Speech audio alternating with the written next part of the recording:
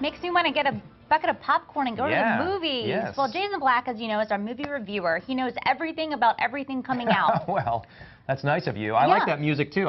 They usually play that? I've never noticed it before. No, we've never done it. I kind of like it. Today is a special day. It is a special day. And you know why it's a special day? Because July 4th is Friday. When movies usually come out. But since it's a holiday, they like to give a couple extra days. So we've got movies on Wednesday this week, and we're going to start off with the new Melissa McCarthy comedy called Tammy.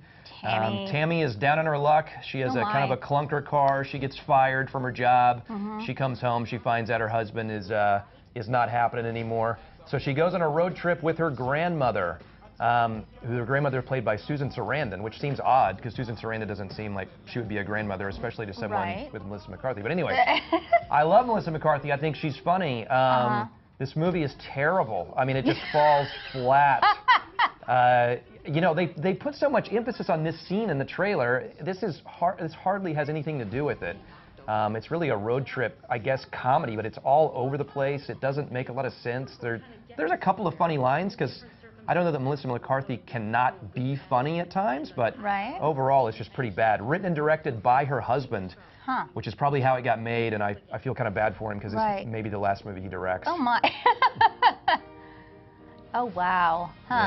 Well, you know what? And Melissa McCarthy, what has she been in lately that was good? Well, she did The Heat last summer. That was a big hit. And then, you know, Bridesmaids, of course. And then Mike and Molly does pretty well on TV. But, you know, movie-wise, I thought Identity Thief or Theft, whatever it's called, I thought it was terrible. But, you know, I like Melissa McCarthy. You like her, right? Yeah, she's okay. You don't, you're never real definitive on anything. And we need to get you to have more opinions, I don't have opinions. I know. Okay, all right. Sorry. That's okay. What else do you got? Okay, Earth to Echo. This is kind of a nod to the old 80s movies. It's a kids movie. It's about these four friends. They start getting all these like messages on their phone. They go, what is going on? Meanwhile, their neighborhood is being taken over. Construction, kind of a little nod to Goonies, right, Abby? Right. They figure out that these messages are coming from this little alien that was left behind. Maybe a little nod to E.T. There you go. And they want to help him, you know, do his bidding.